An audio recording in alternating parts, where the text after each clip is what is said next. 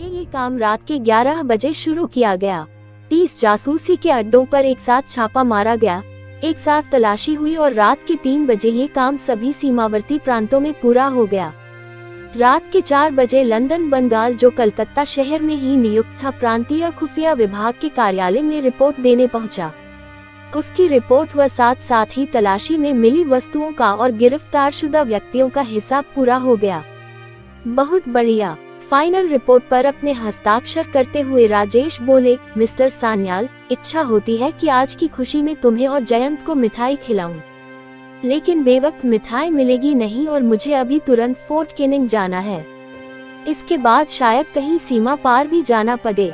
London Bengal ने मुस्कुराकर कहा, हम लोगों की मिठाई उधार रही दादा, जिस दिन फुर्सत में होंगे आपको पकड़ेंगे। जरूर जरूर, मेरे पास विभाग की गाड़ी है, कहीं खोजने से चाय तो मिलेगी ही। चाय पिलाने के बाद ही तुम्हें विदा दूंगा दादा, तनिक संकोच के से स्वर में लंदन बंगाल ने कहा, एक बात आपसे कहनी है। कहो। इधर जिन पाकिस्तानी जासूसों को मैंने गिरफ्तार किया उनसे एक आश्चर्यजनक बात मालूम हुई। क्या उन्हें ये पूरा विश्वास था कि यह गिरफ्तारी आपने कराई है? उन्हें ये भी जानकारी थी कि आप कलकत्ता में हैं। तो इसमें आश्चर्य की क्या बात है? ये तो ठीक है कि पाकिस्तानी जासूसों की एक पूरी कोर गिरफ्तार हो गई है, परंतु आप ऐसा तो नहीं कह सकते कि देश के सभी पाकिस्तानी जासूस गिरफ्तार हो गए। ऐसा तो मैंने कहा भी नहीं है भाई। एक निवेदन था, आप अकेले न घूमा करें। तो मिस्टर नंदन, आप ये कहना चाहते हैं कि मुझे अंगरक्षक साथ रखने चाहिए? सुनो, हम लोगों का काम ऐसा पालने में झूलने वाला तो है नहीं, जान के डर से बारात साथ लेकर चले तो काम हो चुका। लेकिन मजबूरी है भाई मेरे, काम अधिक है और उस अधिक काम के अनुपात में हमारे पास प्रशिक्षित व्यक्ति कम है। मजबूरी है, ये तकल्लुफ नहीं किया जा सकता। अब क्या कहता लंदन? बात वही समाप्त हो गई। राजेश ने एक फैक्ट्री के निकट कार रोकी। बहुत साधारण सा चाय का स्टॉल था। वहाँ राजेश और लंदन ने चाय पी। फिर राजेश कार में फोर्ट केनिंग चले गए और लंदन को होटल पहुँचने के लिए टैक्सी मिल गई। अगले दिन सांझ के समय जो रात बीती है उसमें क्या कुछ हो चुका है उससे शीरी अनभिज्ञ थी, इसलिए कि किसी भी गिरफ्तारी की खबर समाचार पत्रों में नहीं छपी थी। शाम के समय होटल में एक बाहरी व्यक्ति ने आकर शीरी के हाथ में एक लिफाफा दिया। उसके अंदर का पत्र, ये टाइप किया हुआ पत्र था। लिखा था, मैं बाहर लाल कार में इंतजार कर रहा हूँ, तुरंत आओ। हिलाल। हिलाल शब्द पहचान की निशानी थी। ये निशानी खास ही व्यक्तियों को मालूम थी। जयंत के कमरे का पर्दा पड़ा हुआ था। शीरी ने कनखियों से उधर देखा और साधारण साड़ी पहने ही हाथ में समाचार पत्र लिए नीचे चली गई। होटल के सामने नहीं, होटल बिल्डिंग से आगे दूसरी बिल्डिंग के सम्मुख लाल कार खड़ी थी। शीरी वहां पहुंची। यह कोई नया और अपरिचित व्यक्ति था। जैसे ही शीरी ने दरवाजा खोला, उस व्यक्ति ने अपना परिचय पत्र उसके सम्मुख कर दिया। वह ऊंचे रैंक का पाकिस्तानी जासूस था। ठीक, शीरी बोली, क्या मुझे कार में बैठना होगा? सिर्फ 10 मिनट के लिए, आपसे कुछ बातें कहनी हैं। चलती कार अधिक ठीक रहेगी, मैं आपको वापस यहीं छोड़ दूंगा। शीरी निस्संकोच कार में बैठ गई। कार स्टार्ट करते हुए वह सूटधारी अधेड़ व्यक्ति बोला, बहुत बुरी खबर है। बुरी खबर? जी हाँ, बड़ी मेहनत से सीमावर्ती जिलों और प्रांतों में एक जाल तैयार किया गया था, वह छिन भिन हो गया। उस यूनिट में 73 थे, सिर्फ 2 बचे हैं, एक मैं और एक आप। 71 गिरफ्तार हो गए। क्या कहते हैं आप? जी हाँ, आपको तो पहले ही गिरफ्तार किया जा रहा था।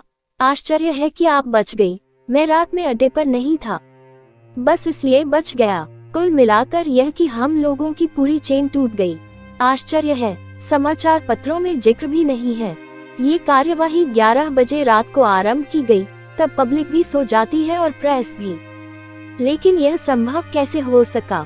वही बता रहा हूँ, जान लीजिए, सूचना आपके काम आएगी। ये काम राजेश का किया हुआ है।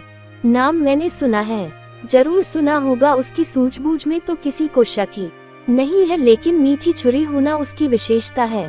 खैर, मैं आपको नया कार्यक्रम बताने आया हूँ। 30 व्यक्तियों की हमारी दूसरी चेन है और आज दोपहर को हम उस चेन से संबंधित हो गए हैं और उसके चीफ ने एक अच्छा निर्णय किया है। कोई नया निर्णय? बिल्कुल नया निर्णय। उसने हमें आदेश दिया है कि हम दोनों इस कार्यवाही का बदला चुकाकर ही नई चेन के कार्यक्रम में सम्मिलित हों। बदला कैसे चुकाना है? राजेश को समाप्त करके। ओह, इस कार्यक्रम में वह चेन हमारी सहायता करेगी। वह लोग लगातार राजेश पर नजर रखे हुए हैं। मौका पाते ही हमें उसे समाप्त कर देना होगा और इस कार्यक्रम के अंतर्गत आपको किसी भी क्षण कलकत्ता छोड़ना पड़ सकता है। तैयार रहें। मैं हर क्षण तैयार हूँ। जिस प्रकार भारत में आपका नाम शीरी है, उसी प्रकार मेरा नाम यहाँ नवनीत है। भविष्य में नवनीत के नाम से ही सूचनाएं दूंगा। मैं स्वयं ये सुझाव देना चाहती थी। फिलहाल संकेत बदला जाना चाहिए। ये संकेत संदेह उत्पन्न करता है। तो अब लौटता हूँ। आपको होटल के निकट छोड़ दूंगा। लौटते समय यकायक शीरी बोली, दूसरी चेन के चीफ के पास संदेश भेजा जा सकता है। हाँ, मेरा एक सुझाव वहाँ पहुँचा सकेंगे। हाँ, राजेश को गोली मारने की बजाय अगर इस्लामाबाद ले जा सके तो बहुत अच्छी सौदेबाजी हो सकती है। मैं आपका सुझाव भेज दूंगा। स्वीकार हो सकेगा, इसमें मुझे कुछ संदेह है। क्यों? ऐसे प्रयत्न बहुत बार किए गए हैं और हमेशा नाकामयाबी ही हाथ लगी है। फिर भी मैं आपका संदेश भिजवा दूंगा। धन्यवाद। सांझ के समय जगत अभी अभी लौटा था। एक सैनिक ने आकर सूचित किया कि मेजर गुल हमीद बुला रहे हैं। वर्षा और धूप से बचाव हो सके ऐसा साधारण सा छप्पर मेजर गुल हमीद के कार्यालय के लिए बनाया गया था। वहाँ केवल नूरजहां को मेजर के निकट देखकर जगत चौंका। जगत को दूर से देखकर ही मेजर गुल हमीद अपने स्थान से उठा और जगत को आदर सहित इस प्रकार सैल्यूट दिया जैसे जगत उसका सैनिक न होकर अफसर हो। हतप्रभ जगत ने कहा, मैं इस मजाक का मतलब नहीं समझ पा रहा हूँ मेजर। दरअसल आपकी पोल खुल गई है। दादा बैठेगे तभी कुछ कहूँगा और यहाँ नहीं, मेरे स्थान पर आप बैठेगे। दरअसल जब जगत को बैठा दिया तभी अपनी बात मेजर ने आगे बढ़ाई। कुछ लोग देश में विदेश में मुक्तिवाहिनी से इसलिए नाराज हैं कि हम अवामी लीग की सिफारिश के बिना नए जवान भर्ती नहीं करते। लेकिन हमारी भी तो मजबूरी है। पाकिस्तानी एजेंट हम लोगों में आ घुसेंगे तो हमारी यह आजादी की लड़ाई क्या चल सकेगी। कुछ लोग हमारे साथ बुरे वक्तों में आए हैं और हमारी मजबूरी है कि हमने उनकी इंक्वायरी देश में और विदेशों में कराई है। जैसे आप, हम जान गए हैं कि अंतर्राष्ट्रीय ठग होने के बावजूद आप बहुत बड़े मानवतावादी हैं, तभी तो यहाँ सैनिक रूप में लड़ सके हैं। लेकिन अब मैं जान गया हूँ कि आप मुझ जैसे मेजर को दिन में 6 बार बेचकर बिना खरीदे ही ग्राहक से ठग सकते हैं। भारत, इंग्लैंड, फ्रांस वगैरह के आपके दोस्तों ने आग्रह किया है कि मुक्तिवाहिनी वाले आपको सुरक्षित भारत पहुँचा दे। हम वैसा करेंगे जब तक ये नहीं होता। आप मेरे सैनिक नहीं, मेरे सलाहकार होंगे और इसी स्थान पर बैठेंगे जहां अब बैठे हैं। इसका मतलब है दोस्त लोगों ने मामला गड़बड़ कर दिया। मेजर, साधारण सैनिक के रूप में जान हथेली पर रखकर लड़ने में जो मजा है। मेजर मुस्कुराया, मुझे खेद है, अब आपको उस मजे से वंचित रहना होगा। जगतदा, अब प्रमोद घोषाल की सुनिए। नूर दीदी को ये जानकर बड़ा दुख हुआ है कि अपना जो एड्रेस प्रमोद ने दिया था वह सरासर झूठा है। वह निमाई चंद राय की हवेली है और उनके परिवार में प्रमोद नाम का कोई नौजवान नहीं था। निमाई चंद परिवार सहित भारत पहुंच गए हैं। आसपास भी कोई घोष परिवार वहां नहीं रहता। ये हुई इंक्वायरी की बात जिससे नूर दीदी की यह हालत बनी है। वह समाचार इससे भी भयंकर है।